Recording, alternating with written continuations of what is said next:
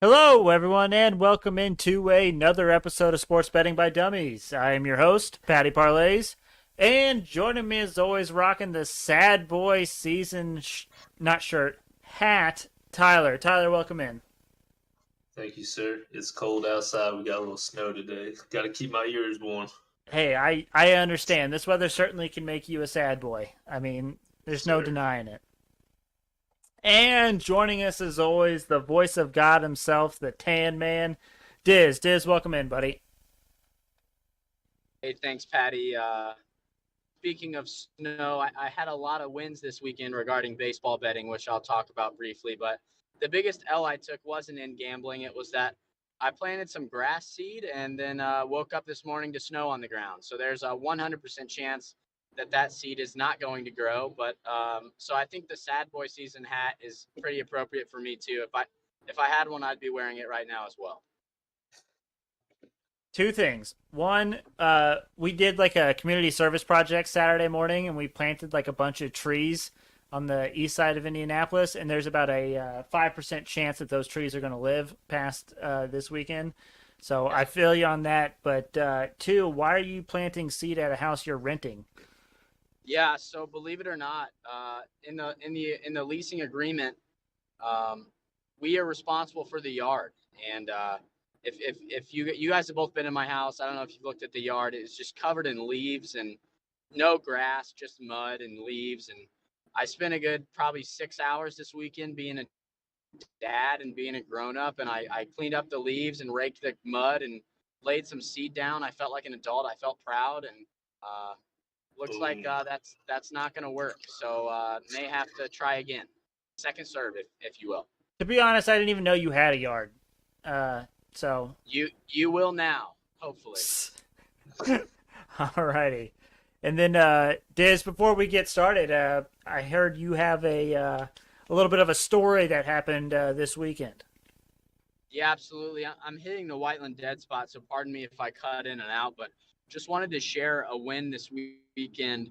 Um, my boy Rankle came over, and as some of the listeners may know, Rankle has a baseball model that we'll touch on sooner or later on this podcast that Patty and I have been writing, and basically it's just a model. He inputs the lineups, and this data pulls the wins above replacement and kind of tells you if there's an edge betting on each value. And Frankel gave me 7 bets on Saturday, and all 7 of them hit. And not only did they hit, we were watching a lot of the games. We found this website online where you can stream all the games, and there's just a drop down arrow where you can go switch between games super easily. So we were watching the games we bet on, and just good thing after another. And went 7-0 on Saturday with the baseball picks. So got to shout out Rankle there. Just wanted to share that, and I think pretty soon we're going to talk about his model, um, Yes, and hopefully give you guys some winners. yes. To be honest, he gave us three today that I didn't feel great about. Yeah, I, I'm not a huge fan of those 3, but god damn it, I'm sticking to the model. as I say, I put him in. I placed the bets, but I'm not ready to share that as the model play of the day because I didn't feel great about any of them. Well, I took them, and they're my dumbest dummies. So let's Ho ride, baby. ho ho ho! Alrighty, now we're talking. I didn't realize we were getting to that, but I like it a lot. All I right, also had a pretty good win this weekend, Patty. hell yeah, let us Little hear U- it. little UFC. I saw Bilal Muhammad out there. I've watched his things as a wrestler. I kind of understand his game a little more. He was plus odds to, the underdog. And just watching the way he's fought in the past, I figured I'd one up that and choose method of victory, go by points. Ooh. Got it at plus 240. I was feeling really good about it, so I threw down 10 on it. Ho So, ho ho pretty good ho win. ho! Wow. You're going to become our UFC expert because I can tell you, me and Diz know absolutely nothing about the UFC. Well, he's just one of the guys. Most people hate to watch him. They think he's boring because he doesn't really try to go for submissions. He doesn't want to punch anyone. He just wants to take you down and basically make it so you can't do anything. Pretty boring. A lot of people think it's boring to watch. Someone who wrestled like it's fun to watch how he sets up his takedowns. So it's just someone I've watched a lot of and thought, hey, like I feel like the book's got this one wrong. Hey, that's half of gambling is finding your spots, finding the value and where you feel like you can get a good line on something that doesn't look quite right in the books. So it sounds like everyone's kind of rolling in with a kind of a heater this week, you know? Keep it rolling. Yeah, absolutely. All right, so we've had our first game of every series in the NBA playoffs. Let's go ahead and touch on each of those. First one, Jazz versus Mavericks. The Jazz lead 1-0, game 2 tonight. Me and Tyler, we kind of watched this game a little bit, at least the start of it at Ale Emporium. The Mavs were actually leading, and the Mavs were actually keeping it close without Luka. And they still lost and did not cover game 1. I don't know that they can shoot better than they shot in game 1. So I'm worried this series might be a bit of a runaway without Luka. Luka is officially out for tonight. Oof. Yeah. Fade Mavs. Yeah, I don't know how anyone can say that the Mavs can cover the 5 after what we saw on Saturday. What was their number on Saturday? What do they need to lose by to cover? 5.5, and they lost by 6. Yikes! And somehow, some way, that spread is still that exact same for tonight's matchup. And I didn't look at this. I was going to look at this earlier. I'm curious how well the Mavs shot in game 1 because I'm pretty sure it was. I mean, from what we watched, it seemed like Jalen Brunson hit every shot he took. So the Mavs only hit 9 threes in that game. We saw probably 4 or 5 in the first quarter. They're attacking the paint for the most part, though, when we were watching. So Brunson had 24, Dinwiddie had 22, and then, you were kind of all over the place after that. But, I don't see how the Mavs really stand a chance without Luka, unfortunately. And then we have Raptors 76ers, another game where an injury is going to play a big factor. Sixers lead 1-0, and I think the 76ers, I've been saying for a while now, I don't think they were that good. I thought Toronto was maybe going to steal this series from them, but I think they got really lucky because Scotty Barnes, one of the Raptors' best players, got hurt in game 1 and he's officially out for tonight. I'm hoping he comes back for game 3, but the game was close, but then when Scotty went out, the game got blown wide open. Sixers ended up taking game 1 by 20, and I do think if Scotty's out for the rest of the series, the Raptors don't stand a chance. Did you watch any of that game? I watched a little bit, but it was when it was already out of hand when I flipped it on, so I'd watch it for a couple minutes. Like, yeah, this isn't really gonna be worth watching. Yeah. And then we have the Nuggets and Warriors. Warriors lead 1-0. Warriors won game 1 by 16 points, and Steph only played 22 minutes and did not start. So I just kind of think that as the series goes on, if Steph sees more minutes, the Nugs might be in trouble. The Nuggets just don't have the depth. I mean, they have Jokic, and that's about it. I mean, Will Barton had a pretty decent game, too, and they still didn't. That's about all they got anything from was Barton, Jokic. Yeah. I mean, Morris had 10, but that's it for double figures. You had 3 people. Oh, I guess Bones Highland off the bench had 10 points as well. A great name. I love the name Bones. Maybe I should name my kid Bones. You think Rachel would go for that? Bones Martingale parlays. Oh, I love it. Timberwolves Grizzlies. So Tyler, Timberwolves came out swinging game 1, beat the Grizz in Memphis. Yeah, wasn't expecting that one. Yeah, I don't think anyone was. I thought they would cover the 7. I definitely didn't see them coming out and winning like they did. But I did say last episode that I believe this series goes 7. Certainly a good start to go 7, unless the Timberwolves just somehow come out and just dog walk the Grizzlies again, but I don't see it. I think this series does end up going 7, but game 2 is tomorrow night. So it's really weird. I looked at the playoff schedule, and we had 4 games Saturday, 4 games Sunday, and then every day this week, there's 3 games going during the week. So I don't know how they chose like which team gets the extra day of rest or this, that, or the other, but I certainly found it interesting that instead of having 4 games each night, they have 3 games each night. Maybe they're Time just slots do they do? Is there some overlap? time. See, I didn't think about the time slots. Maybe that's why they did it the way they did it. 7:30, 8:30, and 10 tonight.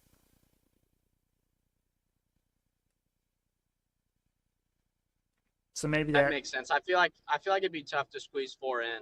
Back. Tyler's back. Yeah, yeah. Getting 4 in might be rough. So maybe they actually planned it pretty well. Maybe I'm just being stupid. I mean, I want to go back just a little bit before I lost connection there. Minnesota basically, their total as a team was 50, 40, 90 in that game. 50% from the field, 40% from 3, and 90% from free throw line. Gotcha. Because they were, see what it was, they were exactly 50 from the field, 39.0% from 3, and 88.9% from free throw. I don't see that being sustainable as a team. So That is certainly tough, but yeah, that's a tough. What's the line we're looking at for the next game?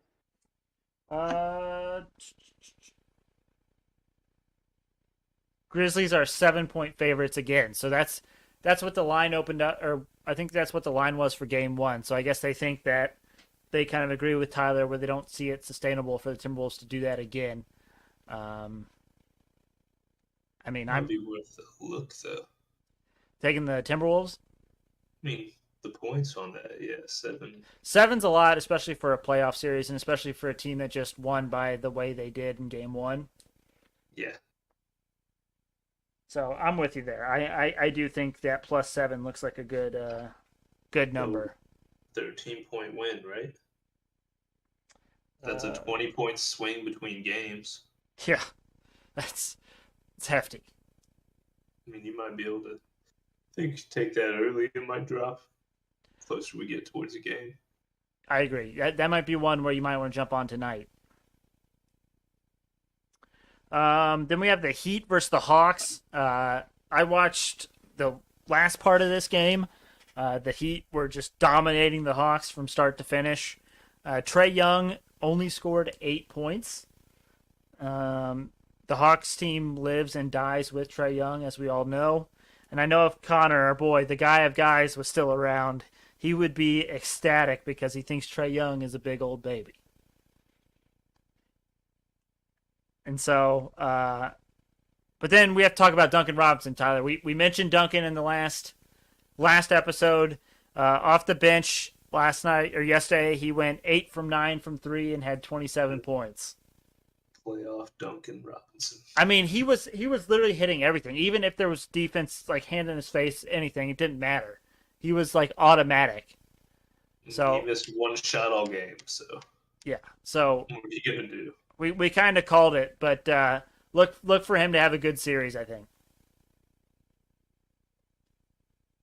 I mean, I like it. I mean, he came out biggest stage of the year at least, and goes 9 of 10 from the field, 10 shots, 1 miss, and 9 of those were 3-pointers. Yeah, and I even saw him hit a 4-point play where the dude, I mean, to be honest, the dude didn't really touch him all that much, but I mean, he hit the 3, nothing but net, and 1, and then it was just like, oh my god, he can't miss. Yeah, it's a tough one. Yeah. To break. Not what you want to see when your best player puts up 8 points in a game. Yeah, certainly. The flame on the Hawks might have finally been extinguished. I mean, last year, I think people are still kind of leaning into that run they went last year. Ooh. I don't know. I have honestly no idea who that is. So we'll see when if they announce their presence. Someone just joined. Someone did join. Someone with a model just joined. The gray faceless blob that whoever just joined, would you please introduce yourself? Reveal yourself. This is MLB correspondent. Oh, Oh, Rank, welcome in. We'll start late. Did we lose him You guys- already? Can you guys hear me? Yeah, we got you. What's up? Hey, I just wanted to give you guys my MLB picks for the night. But don't let me interrupt. Okay, so we're talking NBA real quick, Rank. We're almost through with it, and then once we get through the NBA stuff, we'll let you hit us with the MLB numbers. Sounds good. I'll just be a fly on the wall. So now we have Celtics Nets, and the Celtics won on a last-second layup from Jason Tatum.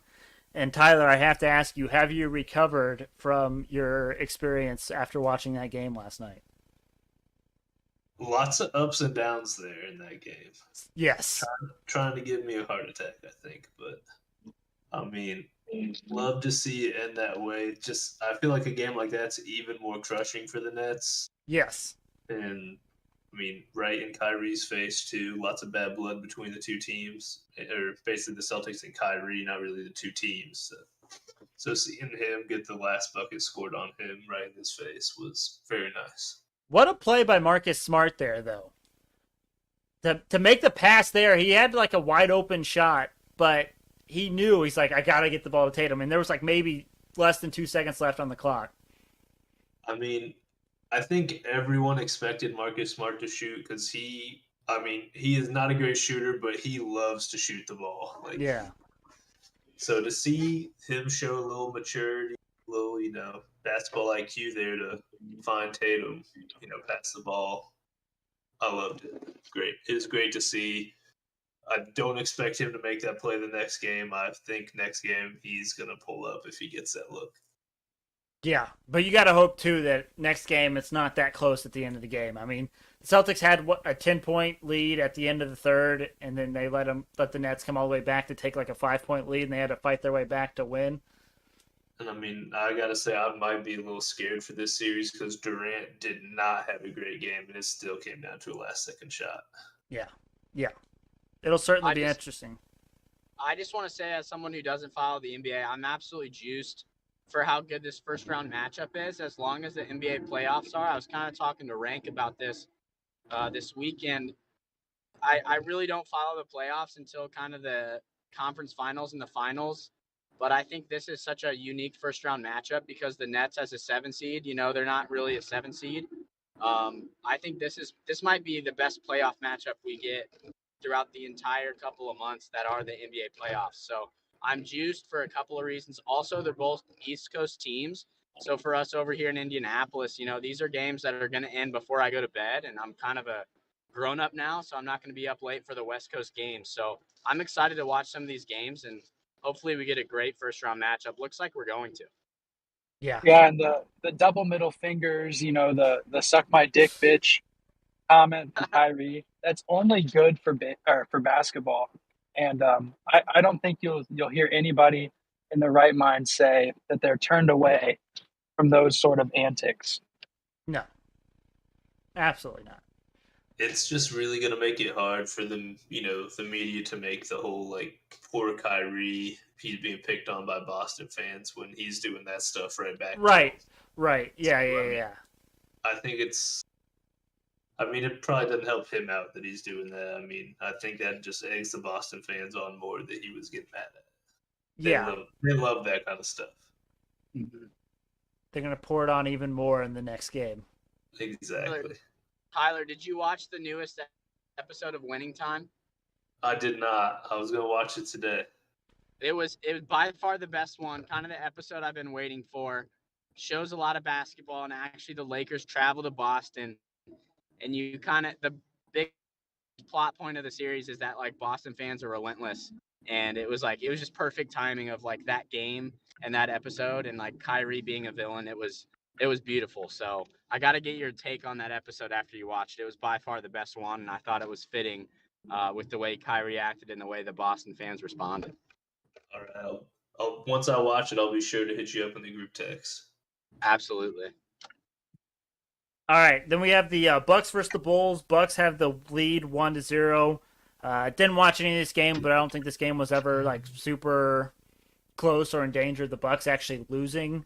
But the Bulls did cover the spread, so I did cash in on that. 10 seemed like a lot of points even for this Bucks team versus a struggling Bulls team. Did you watch that at all, Tyler? I don't. No, but I mean, I was trying to check in scores, and like the Bucks were blowing them out for a little bit, and then Yeah. kind of came back. And what was that? The third quarter they came back. Yeah. Yeah, third quarter they came back. And I don't know. I just don't think the Bulls have the firepower to match up with the Bucks. The Bucks are on a different level this year than the Bulls are injured. It's tough. Yeah. The Bulls might be a year or two away. I mean, if they bring everyone back, everyone gets healthy, maybe add a piece or two. But the Bucks are just too good.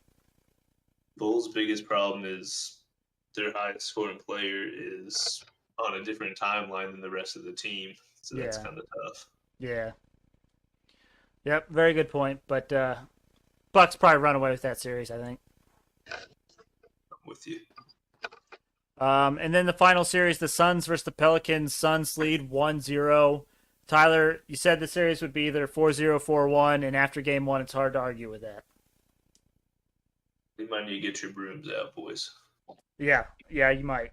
What's interesting, though, and I was doing this when we were looking at tomorrow's Grizzlies-Timberwolves spread. Mm-hmm. Where'd it go? Right now, the Suns are 9.5-point favorites, but they won game one by 11. So we might want to look into that one as well and taking the Suns, because I'm not sure why that spread would have went down that much if the Pelicans, lost by 11. My only guess would be Suns shot 50. No, I mean 53% from the field, but I mean their 3-point is normal. I don't know. That just seems like they're the better basketball team in that one. I'm not sure why it'd be like that. Yeah. We'll have to keep our eyes on that one, but that might be another one you might want to jump on early if you're interested in that. All right, boys. Anything we want to talk about NBA wise before we get to our MLB correspondent? Another protester Timberwolves game. Really? I missed it. You missed this one? Yeah. Well, I don't pay attention to like the NBA all that much. I mean, I see the stuff that's on SportsCenter. I see, the box score, but I don't necessarily see like all of the hijinks, the stuff that goes on. Was it as ridiculous as gluing your hand to the hardwood floor with Elmer's glue?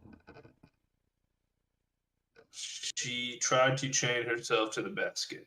Ooh, that's a good one. That is a pretty good one. But like, I'm going to assume it was a plastic chain. It's like it was yellow, and anytime we go to a game, metal detector, everything. I don't see how you're chain through there. Pretty funny though. Like she threw the confetti and then ran out there. It's kind of weird. To like as a distraction, like to hide herself. Unsure. It seems like I think she threw that to get like the security guard that was under the basket to like go out like towards the court, like to pick up the stuff, and then she tried to chain herself in the meantime. It's just funny. I guess they're not going to stop. I don't know why this person is, or why these people are dumb enough to pay for like the most expensive tickets there. They're literally just putting money in the people they don't like's wallet. Yeah, I mean, it's certainly interesting. Cool. Let me buy these $1,000 tickets. I'll show them. That's right. Well, just to prove a point. Right. Doesn't make sense. Alrighty. Now, transitioning to our surprise guest, our MLB correspondent, Rank. Rank, I don't even know what you're going to talk about. I assume it's your model, but the floor is yours. All right, yeah, I'm just gonna briefly touch on two plays tonight. Um, I like the Phillies minus 155, and I feel like I'm going to regret it, considering how poor they've played so far this season. But listen, I'm gonna always, yield to a larger sample size, as opposed to 9 games or however many they've played this season. Um, Aaron Nola on the mound has been a consistent, near ace for a lot of clubs. I know they're pitching in Colorado, but you can make the same argument for the Phillies batting lineup. I mean, expect a Phillies win. That's all I got to say. And secondly, Braves plus 195 against the Dodgers. People are forgetting that these Braves won the World Series last year. I understand Kershaw's pitching off of a perfect game his last time out, but how repeatable is a perfect game? Unlikely. Give me the Braves at 195. Your best comment when you sent these picks were you said it was laugh out loud funny when I read it. It was like, we know he's not going to play more than 7 innings, no matter how well he pitches. So Exactly. anything's possible at the end of the game. You got it. And the Braves starter is no. He's a solid guy as well. I can't remember his name. Just goes to show how. Huascar Yanoa. I'm sure I nailed that. But, well, anyway, that's all I wanted to say, guys. I guess my parting comment. Did you guys see Jordan Spieth's wife holding his baby after he won? I did not see that. Yes. Oh my gosh. Super sus. CPS should be called. I mean, that poor baby. Look like LaShawn McCoy carrying the football with one hand. Might as well have been LaShawn McCoy. It was quite ridiculous. I don't know what was a worse look for the Spieth family, him missing that 18-foot putt or 18-inch putt, or the baby just being wailed around with no regard for its life. I really don't know what was worse. A lot of people claim Jordan Spieth rose from the dead on Easter. So, are you saying he's Jesus Christ? No, I'm just saying he rose again on Easter. Now, Rank, I do have a question about your model. Yeah. So you look at wins above replacement, correct? Correct. And do you look at like last season, this season, the career wins above replacement? What time frame have you been looking at least to this point in the season? Solely in season projection. Draft is where I get it from. It's pretty reputable tools, I think. So you look at what their projected wins above replacement is for the rest of this season? Correct. Okay, that's interesting. So I love Fangraphs. I go to Fangraphs for all of my baseball betting needs. It is a free site, so I do recommend it for those that are trying to bet baseball. One of the things I like about Fangraphs is I look at when I look at starting pitching, is I look at their expected ERA for the rest of the season. So that is another kind of Fangraphs projection that I use when I look at my bets. So I 100% agree and can validate that Fangraphs, their projections are generally pretty good. No free ads. No free ads, but they're a free site, so maybe free ads. But hey, Patty, do you know in Discord if you can like share your screen? Yes. Yeah.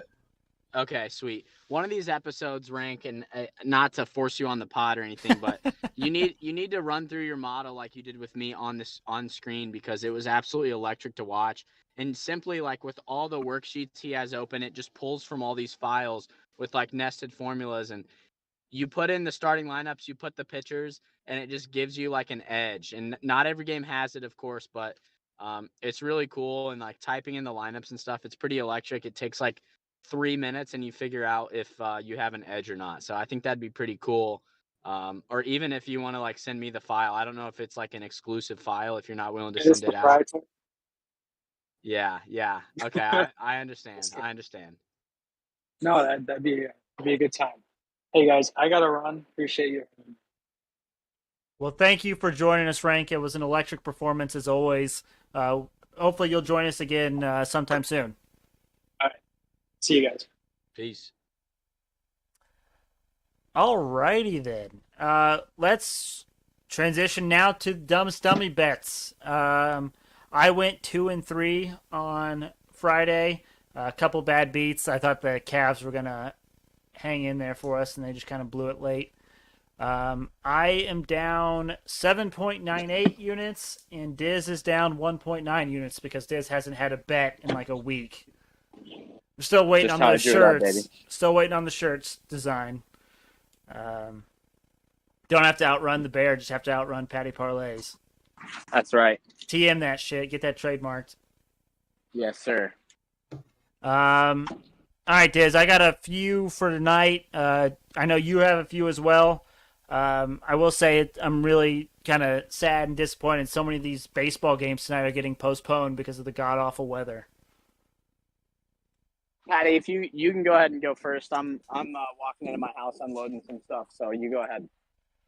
Okay, so mine are simple. I think Diz was hoping I'd have a longer reasoning or explanation behind these, but nonetheless, I have 4 bets because 2 of them I had 6 originally, but 2 of them got postponed. But I have 4 NRSIs tonight. So for all those that are wondering with the NRSI update, we're not doing an NRSI update anymore. But I am no longer. Well, I am betting every single NRSI every night in a parlay, just for tracking purposes, if you will. But I am going to start to single out my NRSI bets because we're about 10 games in, give or take a few games for every single team. So we're starting to finally get a grasp of the teams that are better in second innings and teams that are not better. So tonight I have 4 NRSIs that I felt were good probabilities here. So I got Rays, Cubs, Angels, Astros, Orioles, Athletics, and Braves, Dodgers. Those 4 games I'm taking the NRSI in. And before we get to Dizz's Dumbest Dummy bets, I have a trivia question for you gentlemen. Oh, hell yeah. There is one team left this season that has not scored a run offensively in the second inning. Do you gentlemen have a guess as to what baseball team has not scored a run in the second inning yet this season? I would simply guess the Cincinnati Reds because we've only scored like 14 runs in 9 games. It's embarrassing. That is not correct. Tyler, do you have a guess? Pittsburgh Pirates, because they also stink.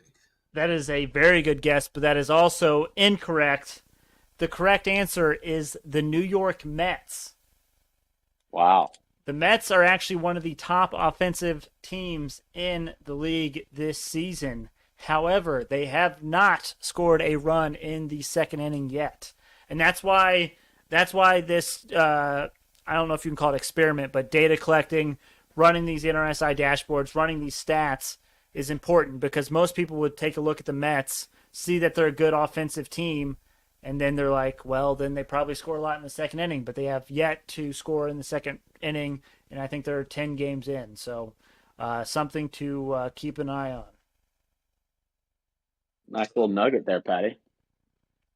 It's good trivia tidbit. So Yeah, we need trivia time every podcast, Patty. That was electric. I agree. Pressure's on. Pat said he'll get on that when you hit your degenerate picks. Oh, Ouch. ouch, baby, very ouch. I don't think we could bet it on FanDuel, but did anyone watch or bet on the USFL this weekend? I didn't see a second of it. I didn't either. No. So I also didn't. I did check on FanDuel, and they did not offer anything for the USFL. Maybe that is something that'll be coming up. Maybe they didn't want to give lines because they didn't know what teams were going to do anything, what teams are good, bad, this, that, or the other. But nonetheless, Diz, do you want to grace us with your Dumbest Dummy picks for tonight? Yeah, absolutely. Sticking to the script, I'm running Rankel's model, running his picks he gives me. I feel like He it's has kind of illegal, kind of an asterisk, but nonetheless. Why? Go. Because you're not doing any of the work for this. You're not doing any research. You're just basically taking whatever rank feeds you, and you're using it as your dumbest dummy bet.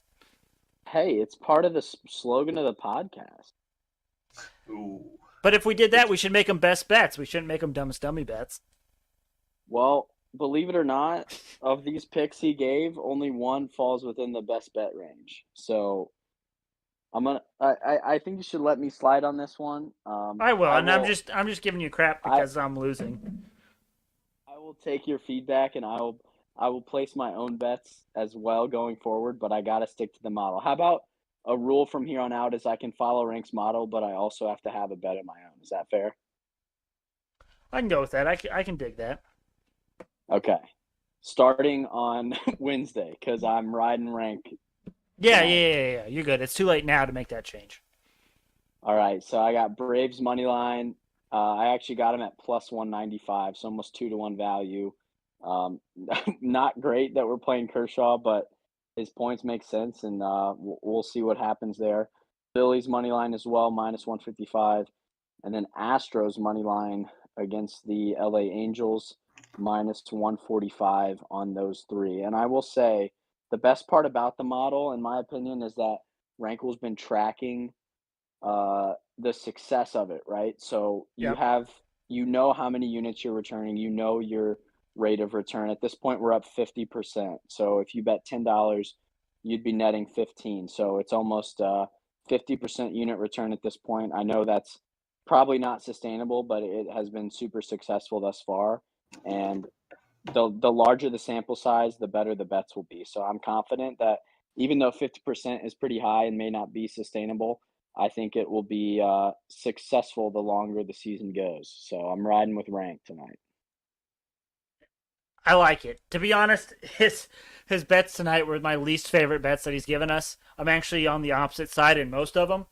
But like I said, I follow the model anyways. I'm blindly following him. He actually got me 2 3-leg parlays on Saturday for his baseball bets. So it's hard to go against our boy right now.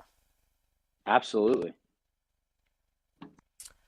All right, gentlemen. Group best bets time. We went 1-1 on Friday when it was me and Tyler. As a group, we are down 4.39 units, so we're still trying to claw our way back up to even or positive. What are we feeling for tonight? To be frank, I liked all of the favorites in the NBA tonight.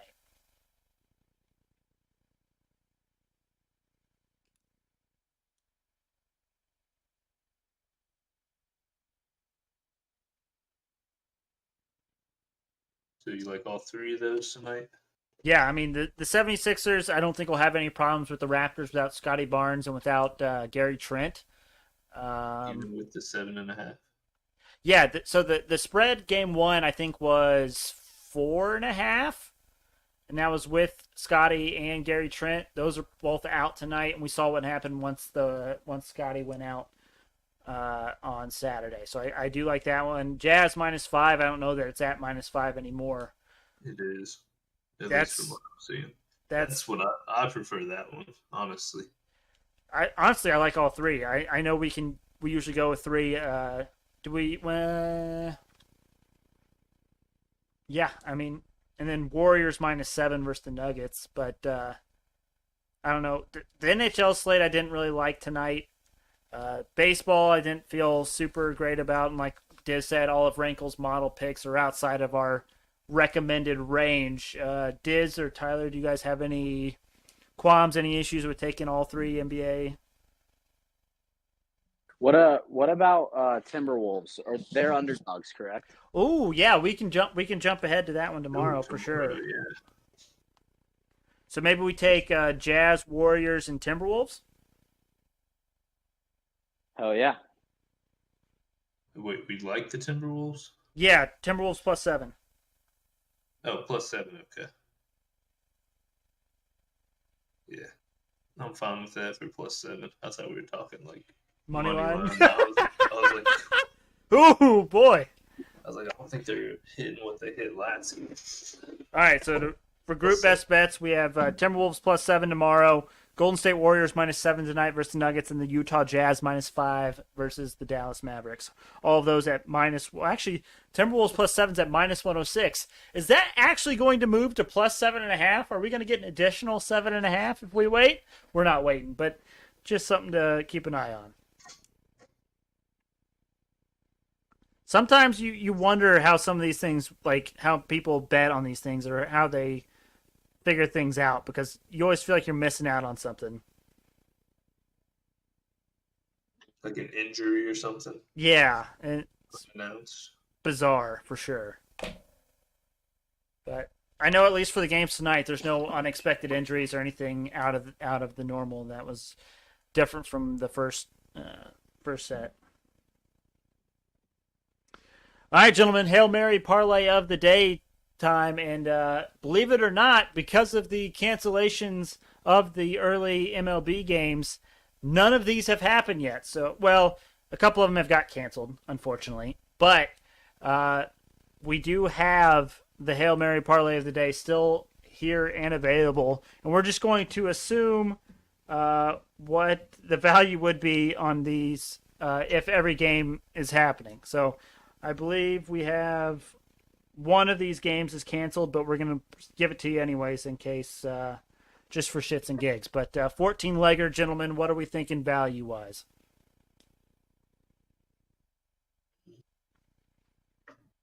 $1 to win 6,000.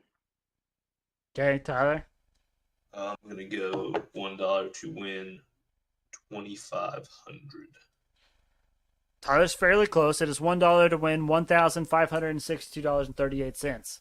I will say we are now getting to the point in the NHL season. There's maybe 6 games left for each team, but the teams that are going to win, you really have to pay the value for them on the money line.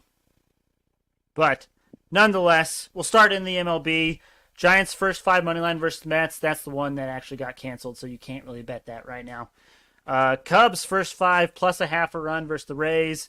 Angels first 5 plus a half a run versus the Astros. Rockies first 5 plus a half versus the Phillies. Padres first 5 minus a half versus the Reds. Athletics first 5 minus a half versus the Orioles. And Dodgers first 5 result versus the Braves. In the NBA, we have 76ers minus 7.5 versus the Raptors. Jazz minus 5 versus the Mavericks. And Warriors minus 7 versus the Nuggets. And then on the ice in the NHL, we have Flames moneyline versus Blackhawks, Avalanche moneyline versus Capitals, Golden Knights moneyline versus the Devils, and Hurricanes moneyline versus the Coyotes.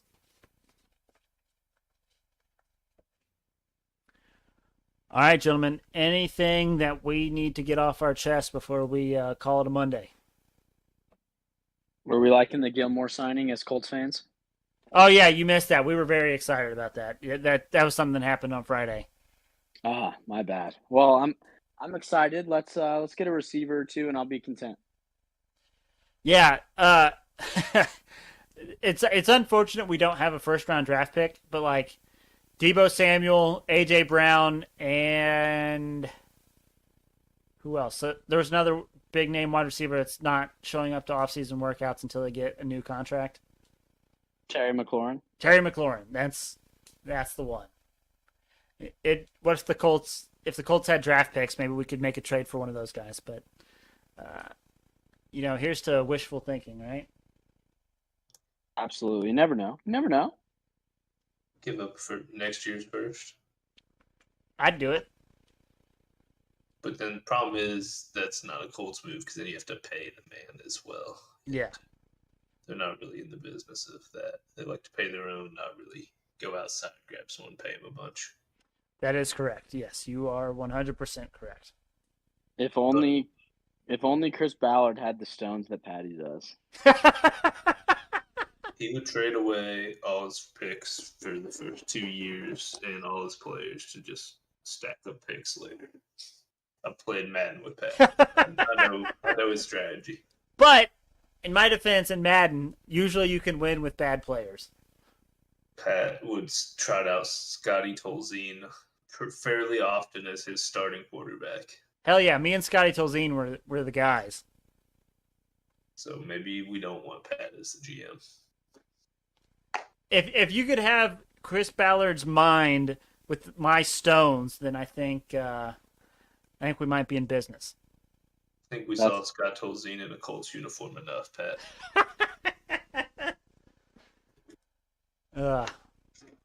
Alrighty.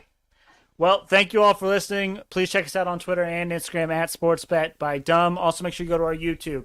Go to youtube.com, type in Sports Betting by Dummies in the search bar. We should be the first one up there. Look for the black and yellow logo. You cannot miss it. But thank you all for listening again. We hope you have a nice, profitable start to your week, and we'll see you all on Wednesday.